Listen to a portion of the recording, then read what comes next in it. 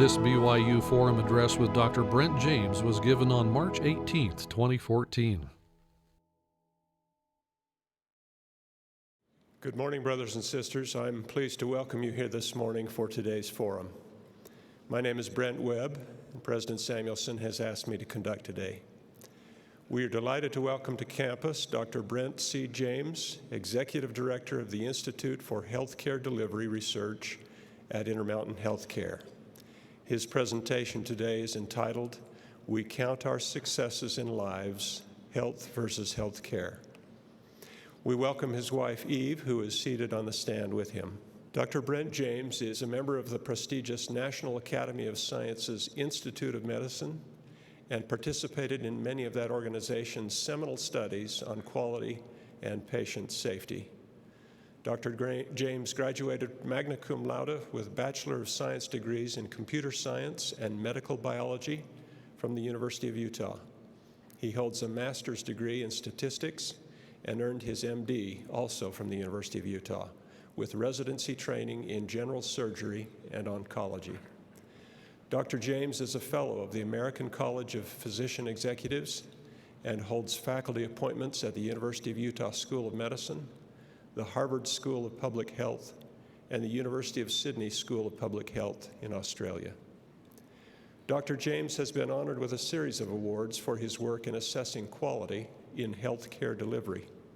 In 2011, he was the first healthcare professional to be awarded the Columbia University School of Business's Deming Cup, a distinction recognizing world leaders who have made outstanding contributions in fostering operational excellence and continuous improvement in their organization. Just 2 weeks ago, Dr. James was awarded the Packard Lectureship by the Uniformed Services University of the Health Sciences, the nation's only federal health sciences university. The Packard Lecture is the university's most prestigious lectureship. Dr. James is a member of a number of national task forces and committees that examine healthcare quality and cost control, including the Agency for Healthcare Research and Quality, and his most recent appointment by the federal controller to an advisory group on making American healthcare more accessible and affordable. Dr. James and his wife, Eve, have a son who is an alumnus of BYU and 2 daughters still at home. Would you please join me in giving a warm welcome to Dr. Brent James.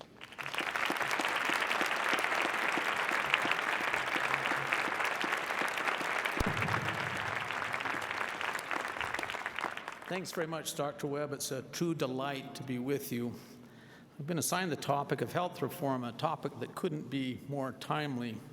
The Congress of the United States passed the Patient Protection and Affordable Care Act back in the spring of 2009, and very rapidly after President Barack Obama signed it into law.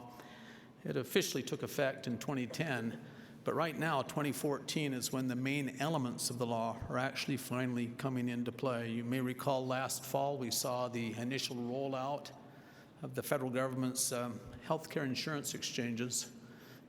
We're just 2 weeks away, a little less, March 31st, before every adult citizen of the country needs to either have health insurance or pay a hefty federal fine. In talking about health reform, I really want to think of it in 2 different ways. The first I'm going to talk about is seeking after miracles, which is a pretty apt description, as it turns out. It's top down. It's health reform from a government level. The second way, to my mind, is much more interesting. It's bottom up. It's coming off the front lines of the healing professions and building up. I've titled that one, Better Has No Limit. The reason for that, it's the duty of every generation of the healing professions to pass along something a little better than we ourselves received, to make the world a better place, and I think you're going to see that come through very dramatically. I've labeled that, we count our successes in lives. Well, to return to the first type of health reform, we really need to understand 2 things. It has to do with forests and trees, where you can't see the forest for the trees, as I hope you'll see in a moment. Yeah, the second topic is called the Great Equation. We need to get that on the table, but before that, a more important one.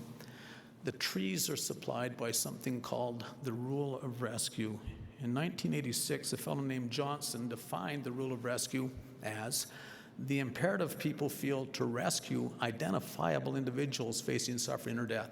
Now, later commentators asked an important question. They said, do the things we do have to work? Do they have to be efficacious? The answer appears to be no. It's the effort that counts. It's do something, she's dying. A classic example. It's that new housing development down in Texas. The kids are out playing in the field behind the house. They come running in. You discover that your 5-year-old has stepped into the uncapped head of an exploratory oil well. She's in an 18-inch diameter tube, 75 feet below ground, can't move, jammed into the tube in the complete dark, but you have a small voice calling up from the earth, Mom, Dad, help me. Turns out that adult humans will spend every resource we possess, will risk and even lose any number of adult lives, and will not count the cost to rescue that child. That's the rule of rescue right there. Interestingly, it doesn't just apply to humans. We react the same way to animals in certain circumstances. Whales trapped in the Arctic ice. A real story of a dog on an abandoned fishing boat out of Honolulu. The same response. In some ways, it's the best thing about us as human beings, this deep concern for others.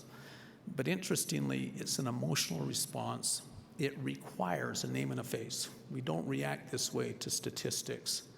A subconscious empathy triggers our reaction. Now, that applies in healthcare too.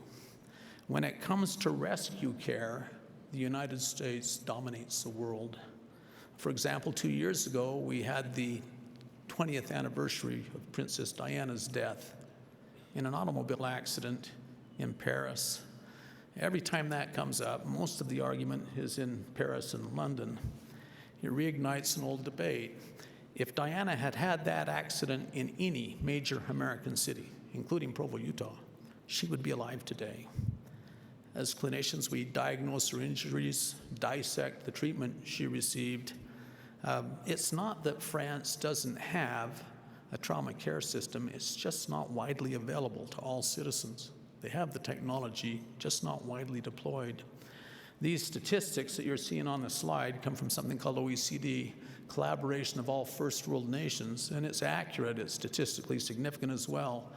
Mortality following major trauma in the United States is literally half of what it is in European countries, in Canada, in Australia, because of that widely deployed rescue system.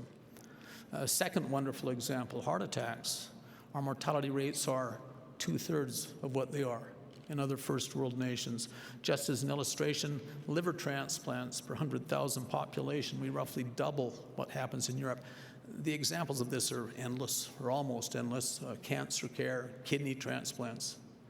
Well, it's associated with very sophisticated high technology medicine.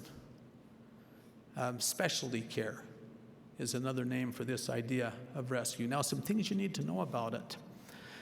Care delivery in the United States is roughly twice as expensive as any other country spends. About half of that price difference is the fact that we engage so heavily in rescue. Other countries don't. They redeploy the resources to other destinations. The second half is something called unit pricing. We spend more per physician than Europe does, more per nurse, more for a dose of a specific drug, more for a lab test.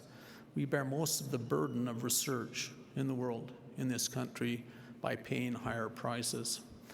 Truth is very often rescue care feels like miracles, and they are miracles if you've ever experienced them. I have that privilege often. Back when I was practicing medicine, still see it today. You pull somebody back from the jaws of death, literally sometimes. Those are the trees. Those miracles, they stick in people's mind to the point where you can't see anything else. Oh, the key thing about rescue care, it does not significantly increase population level life expectancy. By life expectancy, I mean how long and how well people live in summary across a population. The reason is it averages height information, number one. Number two, I might have to treat 5, 10, even more than that people to get the one miracle. The technologies we use are innately dangerous. Anything that's powerful enough to heal can also harm, and it's usually associated with small losses in life expectancy for the ones where we don't get the win, for the misses.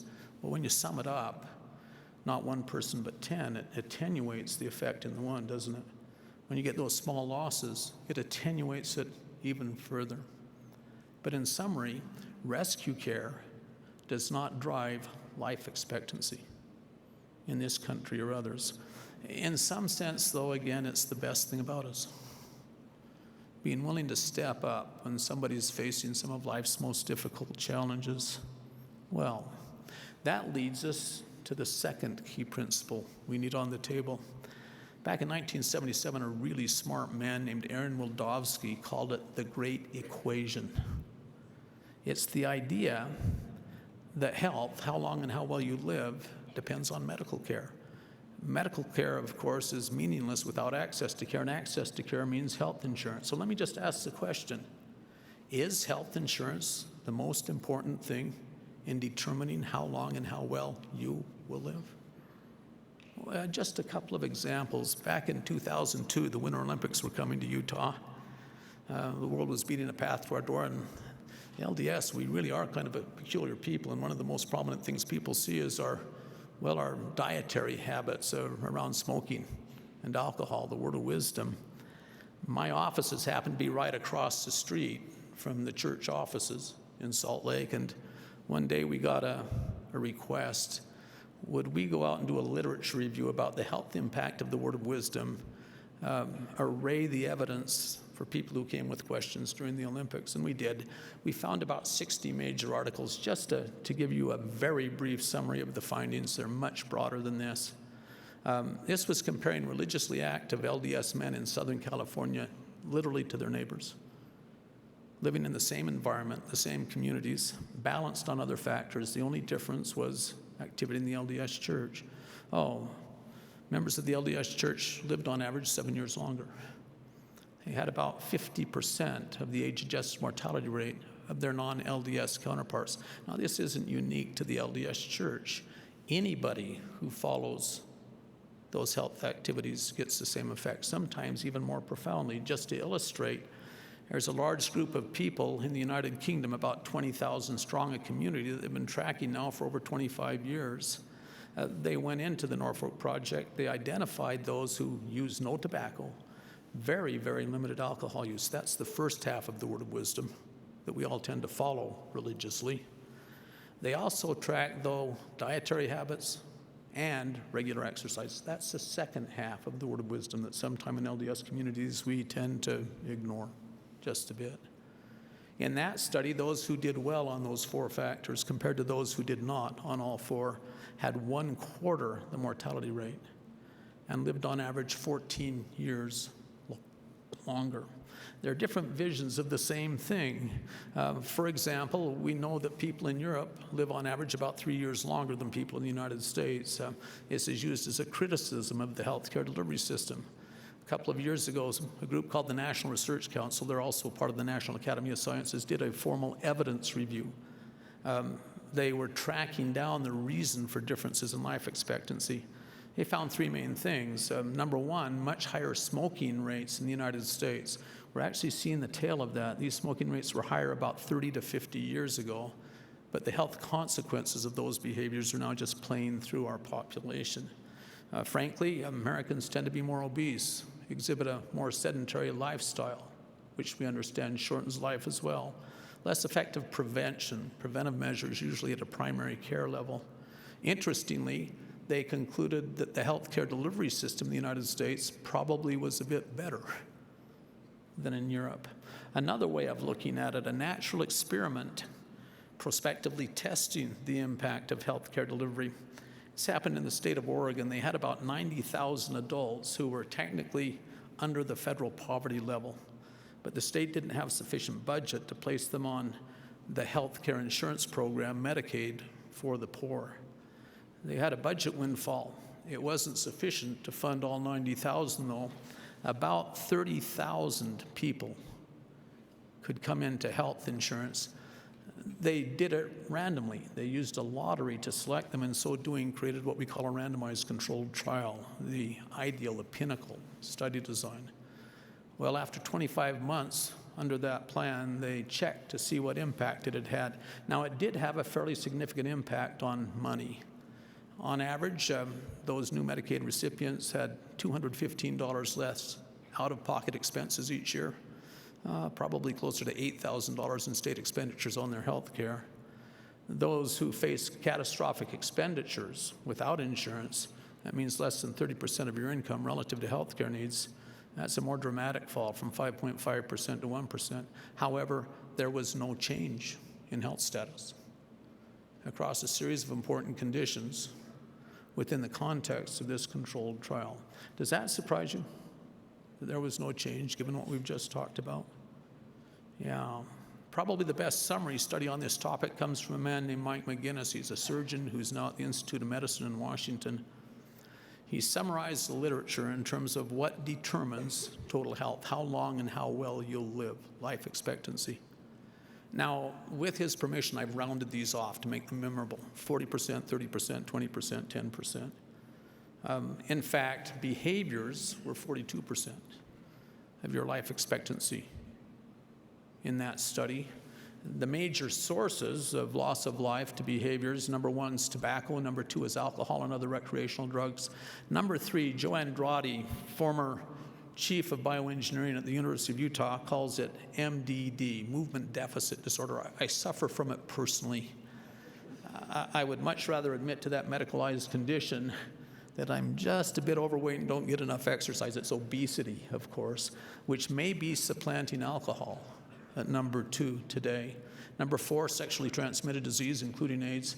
Number five, I've listed it as unwed teenage pregnancy. Teenagers are perfectly capable of bearing healthy children. The problem is the lack of a social support network for this new small family, mostly realized in damage to the health of the newborn. Finally, number six, suicide, violence, and accidents, primarily among young men. This report from the American Medical Association estimated that more than half of all healthcare expenses in the United States of America today track straight back to bad behaviors in those six areas. Well, if that's 42% of your total health, about 30% comes from your genes. The joke is how wise you were in selecting your parents. We've started to make some major scientific inroads into this category. Still too early, though, to have widely available interventions that can change a patient's future relative to genetic predispositions. 23% turned out to be something called public health. It mostly has to do with the control of epidemic infectious disease through immunization and sanitation. So those cholera epidemics that would kill thousands, smallpox that probably killed half of the people in North and South America, allowing Europeans to settle. When that was introduced among Native American tribes, a population with no natural immunity introduced from Europe.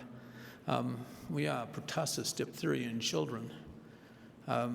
Beyond control of epidemic infectious disease, it's clean air, safe water, good food. If I turn instead, though, to this grand enterprise, the healthcare delivery system, hospitals and clinics, doctors and nurses that today consume $2.8 trillion per year, 18% of our national wealth, of the gross domestic product. At best, it accounts for about 10% of how long and how well you'll live. This is where the miracles happen, though. Down there in that small margin. Well, actually, in saying 10%, I'm being generous. If I put on my green visor and sharpen my pencil and get scientifically rigorous, it's probably closer to 5. Well, 5 to 10%, that's still 3.5 to 7 years in life expectancy across the entire population of the United States on average. And frankly, at my age, that doesn't look too bad. Let's not get too cavalier here about what this is producing. Yeah. Bildovsky noted even way back in 1977 this idea of the great equation that health equals medical care, and medical care means access to care equals insurance. The great equation is fundamentally wrong. The evidence doesn't support the conclusions associated with that viewpoint. You know, I spent most of the spring of 2009 traveling back and forth to Washington, D.C. It was a season of reform. I was asked to testify twice to the Senate Finance Committee. That's the main source of health policy in Washington, Senate Finance. Once to Ted Kennedy's Health, Education, Labor, and Pensions Committee. That's number 2. Once to the money guys on the House side, House Ways and Means. More than that, I spent many, many hours working with the senior staff of those committees. That's where the real work of legislation takes place, in those committees. That's where the issues are debated, the compromises are forged. Well, the biggest part, that's where the legislation gets drafted. We had 2 issues on the table. The first was 46 million Americans without health insurance. 46 million Americans under 65 years of age. It just seems wrong that the richest economy on the planet should have that hold true. 17% of our population without access to that essential resource, you see. The second, in some ways, was even more important. It had to do with the rate of cost increases for healthcare delivery. In 1960, healthcare delivery consumed 6% of our total national wealth, the gross domestic product. 54 years later, 2014, as I mentioned earlier, almost 18%, $2.8 trillion per year, and it continues to grow rapidly. I tried to make the argument that we should focus on number 2 first, the cost of health care. That if we failed to do so, expanding insurance would be pouring gasoline on an already raging fire, and as we'll see in a moment, holding the real potential to destroy the United States government financially. The truth is that our political colleagues had no appetite for discipline, for restraint, even for eating their vegetables. They much preferred their dessert. They wanted to expand an important entitlement. It's fair to say that they were seeing the trees and not necessarily seeing the forest. Interesting statistic. It turns out that healthy behaviors depend primarily on your education level. You can get more health benefit at a population level from investing in general education. I mean, more high school graduates, more college graduates will have a bigger impact on the health of a population than investing the same dollars in health care delivery. You actually have 4 things that tie together. Healthy behaviors depend upon education level. Education level, of course, drives income level. Two-way street, tightly associated with income levels, and of course that's associated with lack of insurance. You get those 4 tied together, almost impossible to pick apart. But I think you get an idea what I meant when I said that we're seeking after miracles. It's like we sell lottery tickets while using other people's money, very expensive lottery tickets, and everyone wants a shot at the miracle. You see, the thing you need to know is it's not what will determine, on average, for most people, your health across your life. Your own behaviors are dramatically more important. Public health has a much bigger impact. Yes, the Affordable Care Act, it really wasn't health reform. It was insurance reform. It will reduce the number of uninsured in this country from about 46 million to something in the range of 20 to 30 million when it comes fully up on plane, is fully deployed. It will also significantly increase government spending on health care. The problem is it's not health reform. And that increase in health care costs, if you thought the debate over health care was settled, was going to go away, was going to attenuate a bit, sorry. If anything, it's going to become dramatically more intense than it's been in the past. We'll go into round 2 about real health reform. Can I talk to you about that for a bit? Real health reform. I believe that the reason the Congress of the United States didn't really address health reform is because they can't. It doesn't lend itself well to top-down planning. It's something that comes much more heavily with bottom-up planning. The year was 1986. I just left the Harvard School of Public Health and Dana-Farber Cancer Institute in Boston, had a professorship there. Came back to the mountains and, well, a new idea.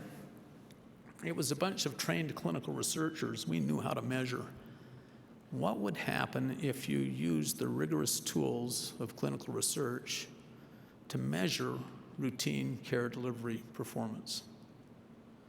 Now, the truth is if you did a Medline search looking for major articles in peer-reviewed journals published over the last 50 years around this topic, you'll roll out more than 40,000 articles, amazingly consistent in tone, tenor, and findings. I'd like to break it down, though, into 5 subcategories. I need you to think about this in a particular way, though. I want you to think of it as opportunity.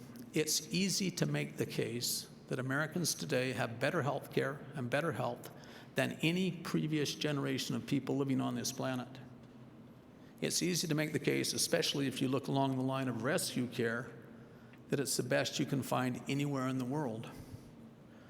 It's the duty, though, of every generation of the healing professions to take that next step ahead, you see. This is really a list of areas where we fall short of our theoretic potential. The first step in improvement is nearly always to identify opportunities, and that's how you need to think about this. We do routinely achieve miracles, but they could be much better miracles. 5 major areas. It starts, well, with variation, geographic variation. Back in 1973, a man named Jack Wenberg, a professor at Dartmouth University, published a seminal paper in the journal Science. He had looked at different communities, often neighboring communities in the United States, and looked at the rates at which people were hospitalized for common conditions. Now, he carefully balanced the population factors, age, gender, ethnicity, and the big one, burden of comorbid disease. What's your status, health status going in? But still showed 20, 30, 40-fold variation, sometimes literally 30 miles apart. It was dramatic. It turns out that where you lived was more important than whether you had insurance in determining the care that you would actually receive. Stunning. It called into question the whole idea of medical practice. We call it the craft of medicine. It's how I was trained, how Dr. Samuelson was trained as well. It's the idea that owing a foundational ethical responsibility to the patient, that I agree that I'll put a patient's health care needs before any other end or goal. Then drawing on this massive knowledge base gained from formal training and from practice experience, I can start largely with raw materials, and for each patient who seeks my help, I can craft, and craft is exactly the right word, a unique diagnostic and therapeutic experience for that individual. And the promise we make as a profession is that that approach guarantees the best possible medical outcome. Well, when you looked at the geographic variation, it became apparent that it was pretty much impossible that all Americans, even with full access to care, could possibly be getting best care. It questioned our whole foundational ethic, you see. Others came behind and said perhaps we can explain geographic variation by inappropriate care. They developed rigorous instruments for assessing appropriateness. Now, appropriateness is purely a medical definition. Care is inappropriate if the risk inherent in the treatment outweighs any potential benefit. This among professions that hold as our first maxim, first do no harm. Had 2 major findings out of that body of research. The first, inappropriate care does not explain geographic variation. Low utilization communities had about the same amount of care judged clinically inappropriate on careful review by one's peers as high utilization communities. Secondary finding that was much more troubling. For some major treatments routinely performed in U.S. hospitals, as much as 32% of all care delivered judged to be clinically inappropriate. Where the risk outweighed any potential benefit, it should never have been undertaken, but was, usually under the rubric of the rule of rescue. November 30th, 1999, the Institute of Medicine's Committee on Quality of Health Care in America publishes a report called To Err is Human. You may have heard of it.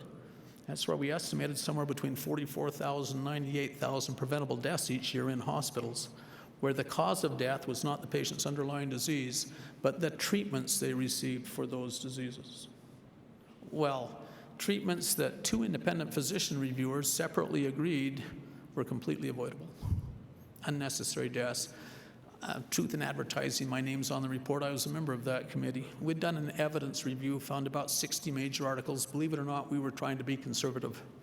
By the way, the 44,000 number comes from Utah, where we'd done a particular study that they used in that report. Since then, we've had subsequent research that shows we were conservative. Just 3 or 4 months ago, a man named John James, no relation, published an updated estimate of 200,000 preventable deaths per year. Now, don't be too judgmental about that. You have to remember that on net, healthcare delivery adds 3.5 to 7 years of life to every person in the United States, and that's net of these injuries. The upside is hugely greater than the downside. And any clinician understands that you're very often walking a thin line between help and harm. A medication that's absolutely life-saving in a therapeutic dose, slight overdose can be as deadly as you can imagine, you see, and it's almost impossible to stop stepping over the line. It means that you didn't read the second half of the report. We understood how difficult it was to deliver that level of care. We laid out a system, though, by which you could dramatically reduce injury rates by as much as 60 or 70% and still get all the benefits. That was the point, that we could be so much better. Number 4 on the list, we have some things that we know for a fact work. Hard evidence of benefit, usually with strong randomized controlled trial evidence. They tend to be non-controversial within the medical profession. Well, Beth McGlynn at Rand measured how well we executed. Turns out we got it right 54.9% of the time for adults, 46% of the time for children. Now, if I can routinely achieve miracles doing it correctly 50% of the time roughly, what kind of miracles could I achieve if I could do it correctly something much closer to 100% of the time? We call these injuries of omission. The last on the list in some ways is the most important, though. A few years ago, a colleague and I, Dr. Lucy Savitz, got a little grant from the Agency for Healthcare Research and Quality. We tried to take Ed Deming's methods, the father of quality improvement theory, and map them over into healthcare. You see, he defined a very broad definition of waste in care delivery. When we did that, we ended up with a 6-part model. We could find national estimates for 2 of the 6. The other 4 were non-trivial, but on the basis of those 2 alone, we estimated that at least 50% of all resources consumed in healthcare delivery today are technically waste, non-value adding from a patient's perspective. Oh, wait a minute, that's 50% of a $2.8 trillion per year budget. When President Obama says the key to the US economy is healthcare, he is exactly technically correct. Well, on that foundation, we were one of the major contributors to the variation research and started to study and learn from variation in care delivery. Yeah, why is that important? It's called the fiscal gap. The deficit is part of that, currently at $17.4 trillion, but far more important is the rate at which it will grow in the future. Social Security, for example, for people alive in 2009, $7.7 trillion short of meeting its obligations. That's why you young people shouldn't count on it too much, at least in its present form. That's despite consuming 13% of all wages and salaries, roughly, 6.5% on your pay stub, 6.5% in matching funds from your employer. Oh, pales in comparison to Medicare. $38.7 trillion shortfall. That totals to about $63 trillion. Now, this comes from a fellow named Walker at the Government Accounting Agency back in 2009. A far better analyst, the most respected man in Washington, I think, on this topic, is a fellow named Foster, also at Medicare, but he runs the Office of the Actuary. He says the real number for people alive in 2009 is about twice that, 120 trillion. He said if we do it into the far future as a net present value, 211 trillion. Oh, wait a minute, 211 trillion, that's a really big number. I wonder what that means. The best way I know to put it into perspective for you, the present value of the United States of America, all public and private, physical and intellectual property, your homes, your cars, the apartments in which you live, the Marriott Center, this whole university, my suit, everything, about 75 trillion. Technically, the government of the United States is bankrupt. I mean, not just morally and politically, but financially is the joke. Did you notice that 2/3 of the shortfall is health care? In that context, go back with me to 1991, LDS Hospital in Salt Lake City. Dr. Alan Morris is a major pulmonary researcher. We were studying a disease called acute respiratory distress syndrome. Now, I don't need to go into the details of the disease except to say that it's a really, really nasty killer. Normally, we manage this disease in an ICU with a mechanical ventilator, put you on a ventilator, use high-end expiratory pressures and oxygen concentrations to try to get oxygen into your blood through a lung that's fluid-filled. You leak tissue fluid into the air spaces of the lung, no more gas exchange. Well, a group in Italy had come up with some beautiful rescue care. It was an artificial lung called ECOR, where you circulated the patient's blood out of their body to remove carbon dioxide and add oxygen. As we put together the trial, an issue came up. Up to this point in time, everyone just assumed that expert intensivists managed ventilators about the same. Some of the finest science we have in all of medicine, strong physiologic models, but for the first time in light of the variation literature, we thought to look. What we found was massive variation. Now, this is absolutely deadly to a trial. That's why we use protocols in the arms of trials. If you don't deliver the care in a consistent fashion in the arms of trials, you can't tell if the treatments you use are causally linked to patient outcomes, which is what you're seeking, or if it's secondary to the bias associated with inconsistent treatment. We therefore set out to develop a protocol for ventilator management. It's rife with difficulty. I won't go into the details, but Alan chose to use it in a really clever way, based around a body of quality theory called lean, something called mass customization. Here's the functional version that we routinely deploy within Intermountain Health Care today.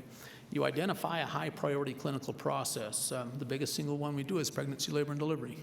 We deliver about 34,000 babies a year. Second biggest is management of ischemic heart disease, heart attacks and related diseases. That's the second biggest in Utah. Well, somewhere on that list is acute respiratory distress syndrome as well. You build an evidence-based best practice protocol, rife with difficulties, build it anyway. I guarantee it will be imperfect. Next thing, you blend it into clinical workflow so it doesn't rely on human memory. Today's environment is too complex, even for truly masterful experts, to keep track of all the detail. When you rely on human memory, pieces fall off routinely. Well, don't rely on memory. We have about 20 tools, standing order sets, patient flow sheets, patient worksheets, a whole series of tools, so that if you just let it happen, doctor, what you get is evidence-based best practice, you see. Number 4, you also embed a data system. It's going to track two things: protocol variations, more on that in a minute, and also what happens to your patient, short and long-term patient outcomes.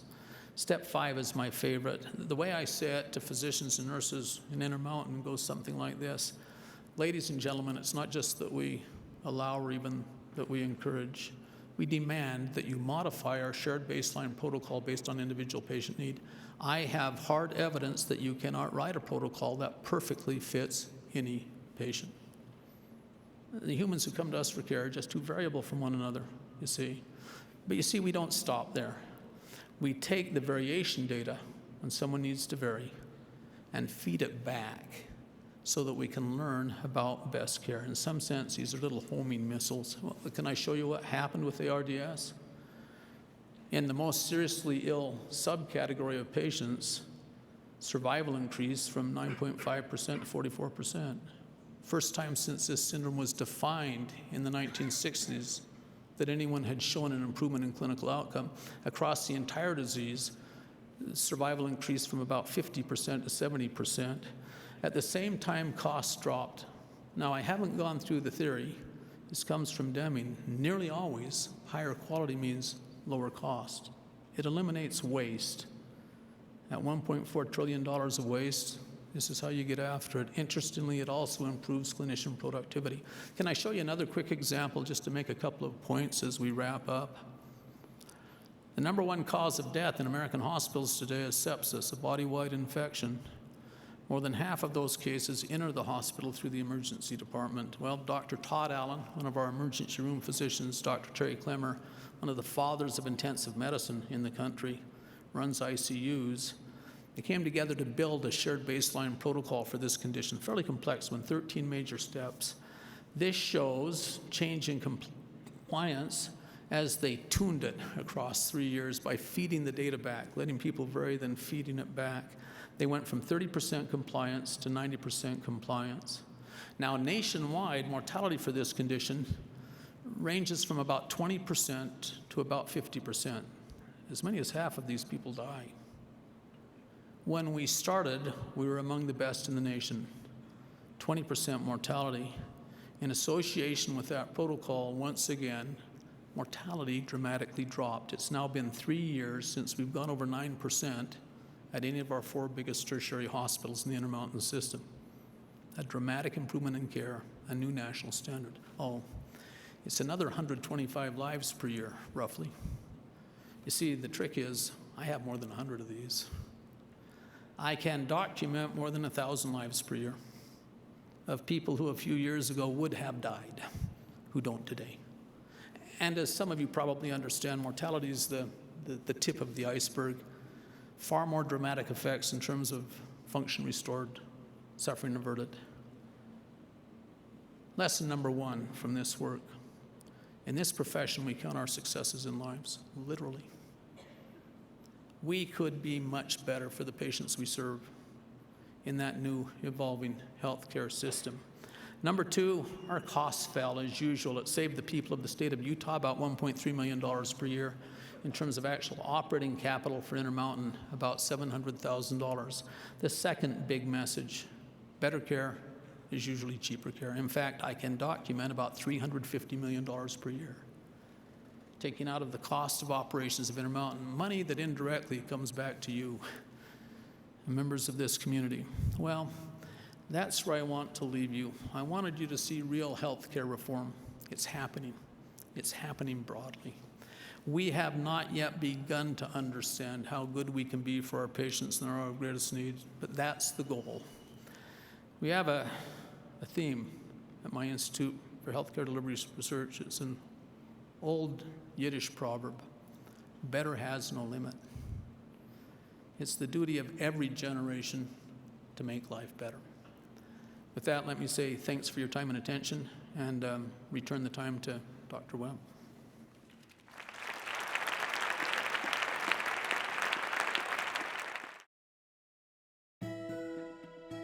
This BYU Forum address with Dr. Brent James was given on March 18, 2014.